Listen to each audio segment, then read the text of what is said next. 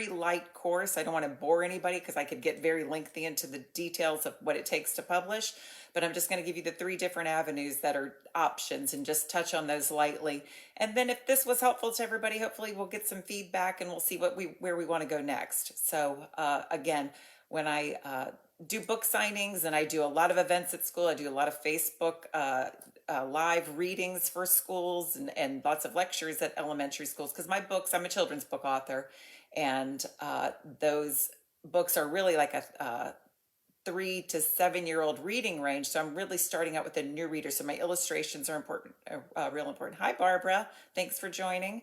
So I'm just going to start out with the questions that I've always been asked the most is how did I get there? Well, just to let you know, I am 55 and I did not publish my first book until I was, oh God, 47. So it was a lifelong passion. I'd always, I've been the mother of 4 and grandmother of 15 as of this month. There will be a number 15 born. And so we always just had a lot of stories to tell. And I felt like I was always telling stories or reading stories. So it was just a kind of a natural organic process for me to be a writer and write children's stories rather than just verbally telling them and put them on paper. So once I got to paper and we talked about, things that had happened between events, real life events. All of my books are based on real life events that I've just kind of um, fictionalized in the sense of to make them more light and lyrical. So after I wrote them, I thought, gosh, I'd like to publish these because it was kind of my first book is called There's a Bug in the Tub and It Won't Get Out. And it was a true story that happened with my granddaughter and I. And it was such a cute story that I thought,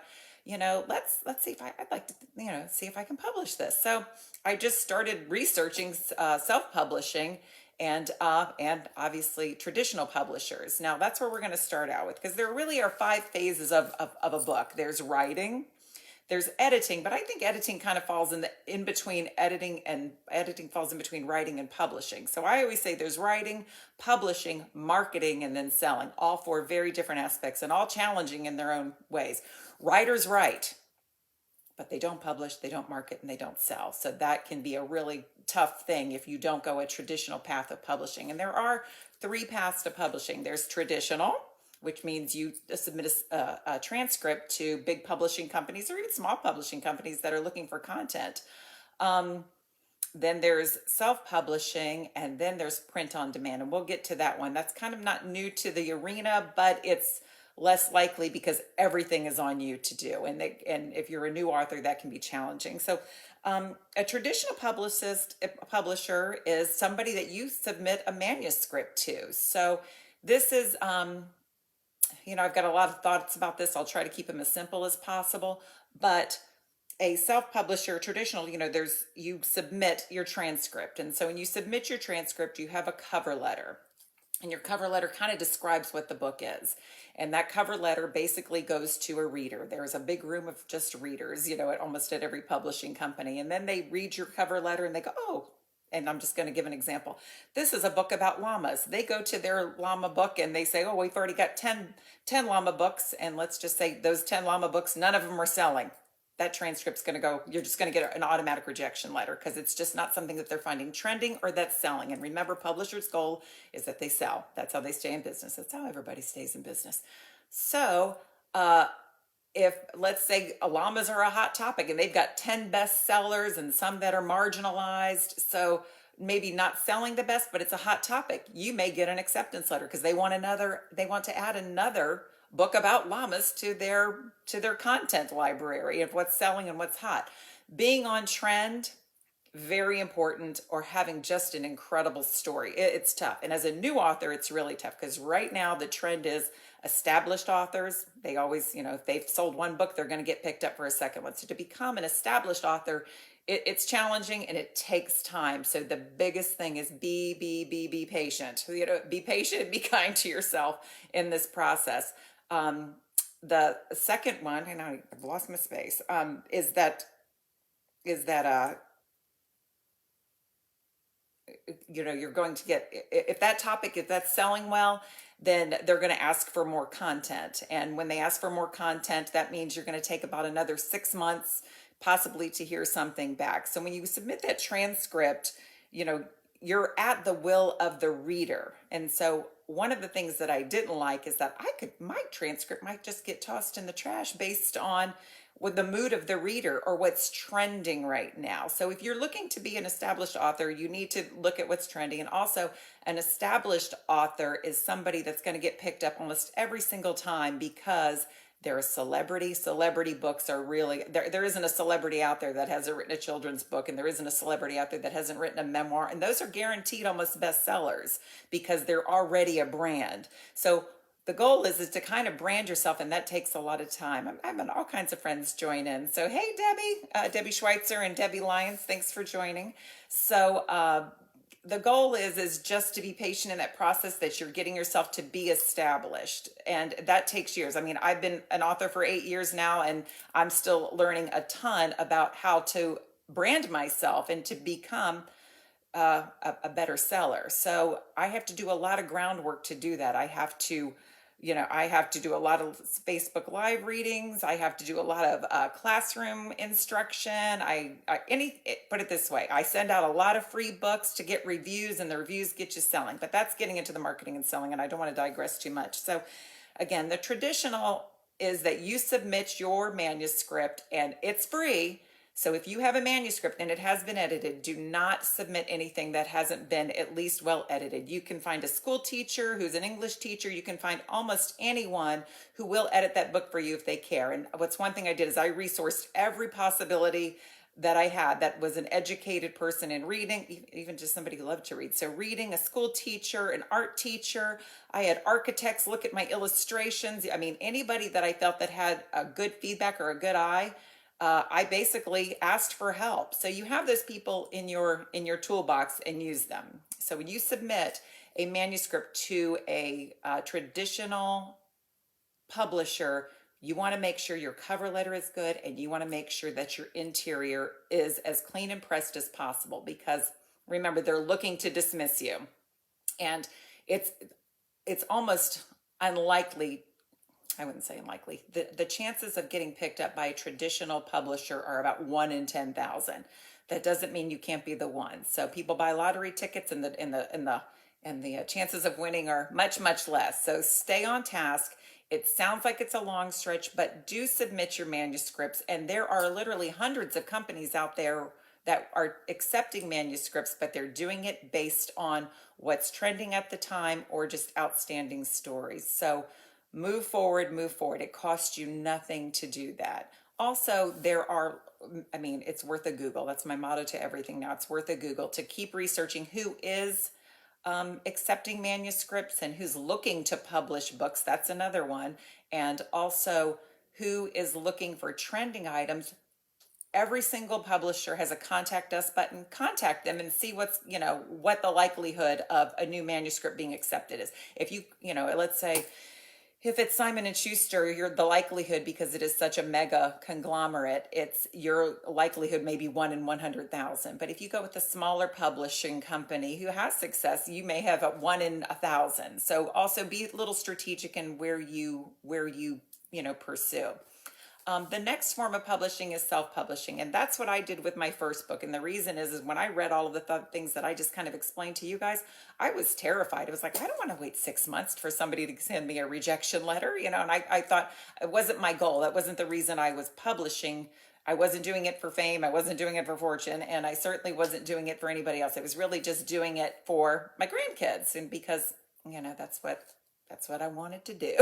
So I found a company. At that time it was called Create Space, but now it's under Kindle, and which Kindle is now Amazon. But I learned a lot through that process, and the reason being is that they didn't do hardcovers, but Kindle, just as of last week, now does hardcover books. And I think hardcover is really important to have in your line of products, because it just gives it some legitimacy. I would never publish a book now without having a hard copy as an option. So the other thing that I didn't know, and this is a critical one with self-publishing, is make sure that you go with a self-publisher that has a buyback program. And a buyback program is when you decide to do book signings, let's say Barnes and Noble, Books A Million, even small chain stores, Writer's Block in Winter Park and Windermere, Florida, they sell tons of books, and they're just a private bookstore. But what that is if they buy your book, because none of them work on consignment, Books a Million, Barnes and Noble, most bookstores do not work on consignment. That means you can't just bring in your book and here buy these and I'll give you a check and then they're stuck with inventory. What a buyback program is with companies. I think Kindle has a buyback program. Archway Publishing has a buyback program. BookBaby, I think, has a buyback program. But what that means is, let's say if I had a book signing at Barnes and Noble, and they ordered 150 books and we only sold 100. The publisher will buy back those 50 so the bookstore isn't stuck with that material in that inventory, which can get very costly. So most major bookstores won't buy large lots of inventory without a buy book. They usually won't even host a signing because they don't want to be stuck with that book. So the best way to get yourself established and branded so you can get to a traditional publicist, a publishing company, is to work with the self-publishers that are really supportive in the new author path. And that's the path that I chose. I didn't want to wait to be approved. I was too impatient. Not that I was too impatient for that. I just I didn't want somebody else to tell me that my story wasn't good, because I loved the story and I thought it was great. And remember, as a writer, all you have to feel is that you have something to say that has significance and value or a contribution. And guess what? You're a writer. If any of you have written a story out there, raise your hand. I can't see hands, but if you've written a story, you are an author. You may not be a published author, but that's the next step. But if you have written a story, you're an author and you need to celebrate that. So again, next step, self-publishing. That was my path. I really enjoyed it. It was good for me, but where I've been able to establish is really just doing so many grassroots readings, teachings. Sometimes I don't even read a story when I go to a Barnes and Noble or a children's, a school, a daycare, an after school program, a K-12 program, which is, an online school. I will go and teach them, and that helps my branding and it helps me building as an author. Maybe not the book, but it does build me as a brand as an author. So if I decided to teach or write something else that may be for a more sophisticated reader, I'm going to be ready. They're going to know my name. So the idea as an author is, we all want to be, as a children's author, everybody wants to be Dr. Seuss or Shel Silverstein, but that does take some time. They weren't bestsellers in the beginning either. So it's a lengthy process, so be patient. When you are in traditional publishing, once you submit a manuscript, it usually takes about 6 months to get an answer, and you're going to get one of 3 answers. You're going to get a more content, which means a semi-acceptance letter.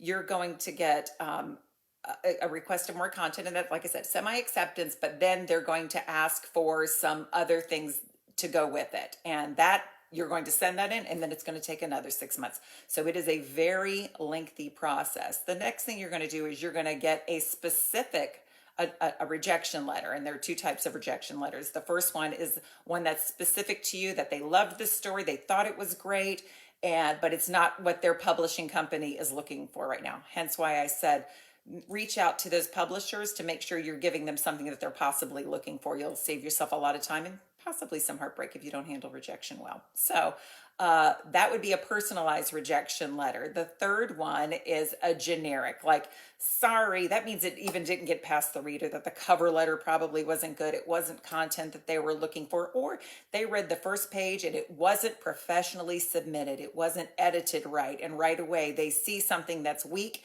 and they go, nope, especially with new authors. We got to work a lot harder to become established. So, anyway, I say definitely go for the traditional publishing companies. So, it's a chance. It's a chance. It only takes one. So if you submit 100 transcripts, then manuscripts, you possibly will get, praying, you get an acceptance letter, or you'll get some maybe a personalized rejection letter, which is going to give you content on how to improve your work and submit your work as it is. And then the rejection letter, the third, full-blown rejection letter, is that they just weren't interested. But really, when you get that, make sure you go back and see where you were possibly weak in submitting. That kind of covers their traditional publishing aspect. My second book was with a traditional And I actually had to help fund it because I was still so new. So I have worked with Simon and Schuster, and that's who did my second book. They're also doing my third book, which is out anytime now, and the fourth book is in the works. So if you're doing this for fame or fortune, it could be a long haul. I'm just going to be real honest, unless you have an outstanding story. There's one of my new favorite authors. Not everyone's a J.K. Rowling, basically. Even she took a lot of rejection before she became well, I think she's a billionaire now. So the next one is like someone like, if you read the book Where the Crawdads Sing, Delia Owens, even though she was a PhD in I think it, oh gosh, basically in agriculture, something outdoors in coastal regions, the livelihood and the topography of coastal. I don't even know what the word is. Coastal topography. She wrote the book Where the Crawdads Sing, and it's an incredible love story of a girl who struggles and then becomes a heroine. Her first book, bestseller. Reese Witherspoon bought the rights to the book, and it's being filmed in New Orleans right now. So those things do happen. So have that kind of faith and pursue that. So, but once you get feedback, make sure that you take that feedback and be ready for some hurt feelings, but don't let it hurt your dream, hurt your feelings, but take the criticism and make it better. Now moving back to the self-publishing, there are a lot of really good websites out there. The one that I find the most favorite, believe it or not, is called selfpublishing.com, and they will literally, all of the questions that you could possibly ask about self-publishing will be on that website. They have contact us. You can talk with an agent, and they're really, really helpful when it comes to giving you ideas and content and how to submit. The biggest thing with self-publishing, it can be really inexpensive if you just want to do an ebook. I mean, literally not much at all. And then you can sell it on Amazon if it's an ebook, or a couple of I'm not really totally familiar. I have an ebook, but that's not the kind of the path I pursued. And then if you want to do just a book without, if you're doing a regular book and not a children's book, it's really not, maybe $1,000 or so. I know that's going to make some of you wince or scream, but it's worth it. Just save your money, and you can get to print, and you can get to hard print and soft print. So, and then make sure you get with a publisher that has a buyback program. I know Archway Publishing has a buyback program.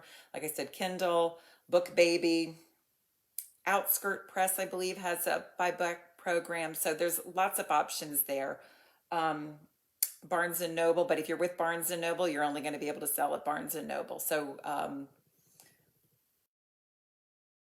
that, everybody.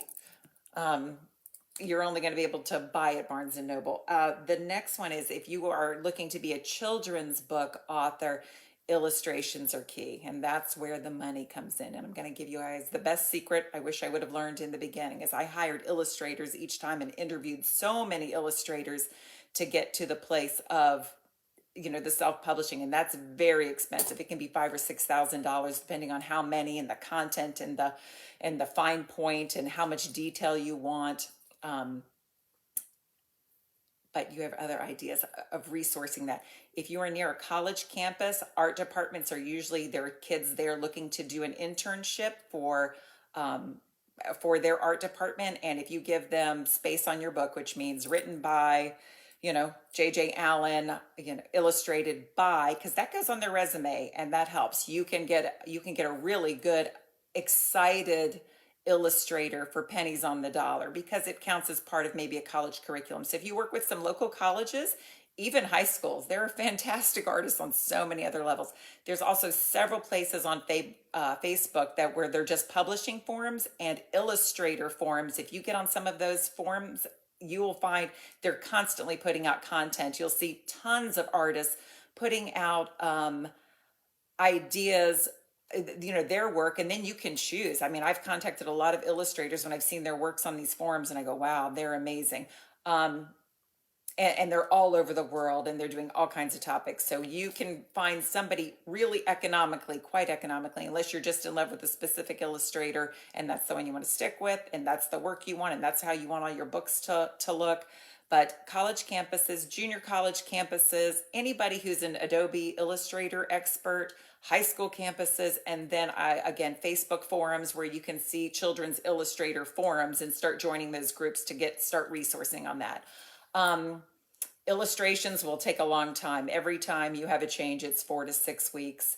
You have a lot more writing to do. One of the biggest things that I learned, and it was exhausting for me in the beginning, and you'll understand why, but when you write content for a children's book, you may have a 7 to 10 minute read in a book, and each page may only have 20 words on it. But when you detail with the illustrator of the artwork that you want on that page, you can write a novel, because you need to write so much content to detail. I want this child sitting here, and I want this here, and I want this color, and I want this mood, and I want this feeling, and I want this time of day, and I want this in the background. So you can write so much content for one illustration. And I have often written more content for one page of illustration than I had of words in the book, which, so basically, if you are a children's author and you are working with an illustrator, be prepared to write and be patient with that process.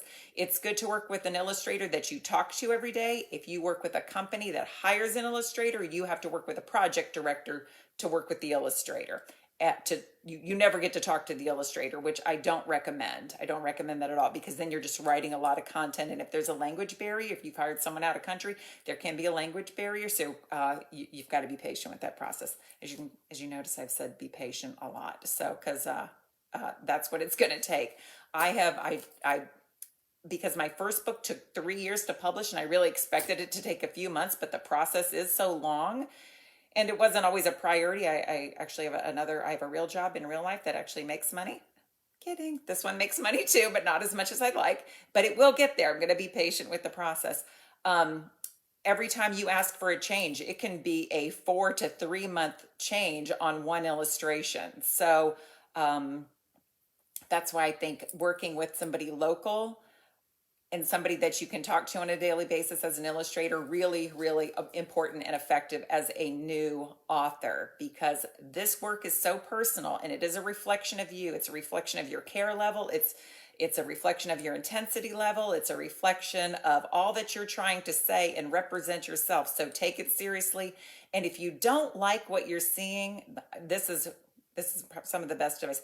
Put it down, come back to it. I can't tell you how many times I've taken the project, put it down, and I've come back to it 3 months later, just because I needed to clear my mind and think about it. And when I came back and I was looking for the mistakes, or maybe the idea that needed to make it a little bit better, it was there and it was fresh. If I tried to beat it up, it didn't come. It just wasn't an organic process for me. So again, being patient in the process. My goal as an author is that I hope to publish one like every 3 years.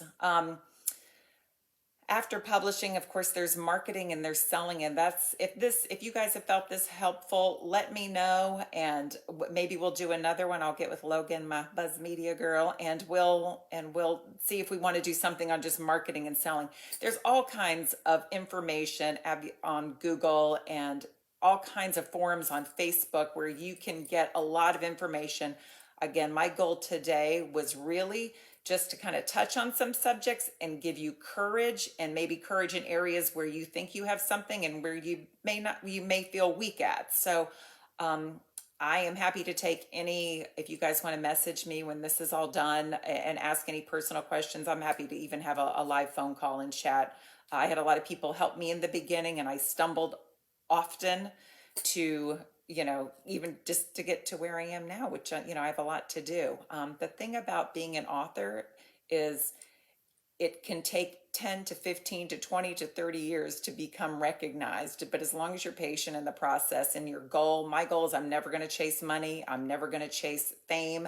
I really just wanted to chase good work, something that I thought was kind and sweet and friendly, and something that I was proud of. And I'm really proud. Like I said, my third book is about to come out. I'm really proud of the work, and that has given me more fulfillment, and it has given me more happiness than any other work, other than having my children and grandchildren, than I've ever done. So I really encourage you, again, to be patient. Google searches, try not to hit so many of the first top when you do a Google search, because those are usually advertised payments. So the ones who are really serious and are better at helping, I've noticed, are usually 4 or 5 links down. So these are just things that I've experienced. It doesn't mean that's what's going to happen to you, but if it just gives you another idea or another option to pursue, then I think we've had success. So again, Publishing is the second part of, of becoming about writing, publishing, marketing, and selling. There are four different aspects. There are three paths. We have traditional self-publishing. The last one, real quick, is print on demand. And that's where, as an author, you do everything yourself. You submit for your ISBN number, which is your International Standard Book Number. You can't sell a book without that. You have to have that. Um, Oh, my aunt is on. Hey, Terry. Hey, Lisa. I said I had some more friends joining on. That ISBN number has to be on the back of every book. You can apply for one online, and it's inexpensive. I think it's maybe $20, $25, if not less. And it's the Library of Congress. They, give you a number. You can get the barcode, set it on a book, and you can work with a local printer who can do books. And that means you print it. That is by far the most economical way to go, but there are no resources around you to help you get to marketing and selling. And if your goal is marketing and selling, print on demand is not the best path.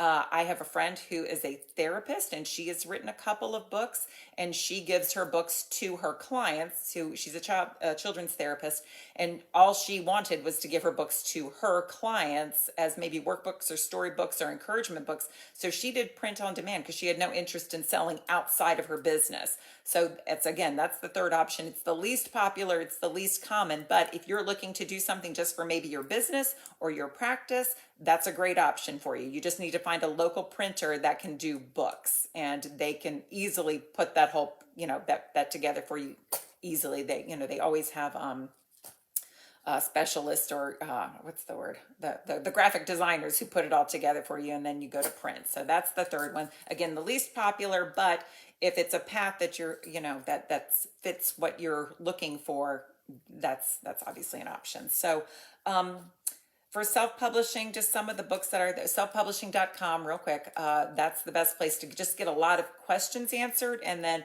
Book Baby, Archway, Outskirts Press, Barnes and Noble Press, and KDP Kindle. Remember, Amazon is the biggest seller of books in the world, and they have a really good self-publishing department. And now they produce hardback covers, and I think that just started last week.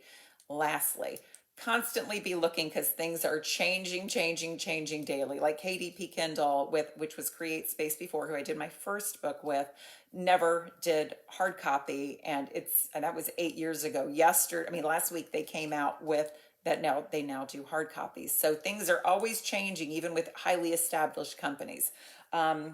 There are some other things out there, bookwritingexperts.com. That's a pretty good source. And then if you're another one that will go right to a live chat of helping you self-publish or traditional publish, is one called 360ghostwriting.com. That's a good one too.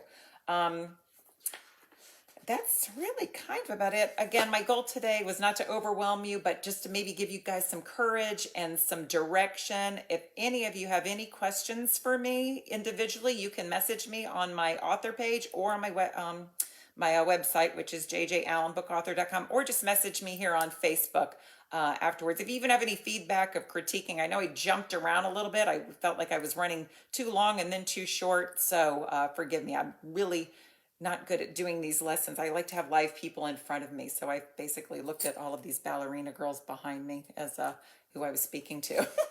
So any kind of feedback and any kind of further questions, or if you found this helpful, say, yeah, I'd like to see something on marketing and selling, because that's when it gets real fun and scary.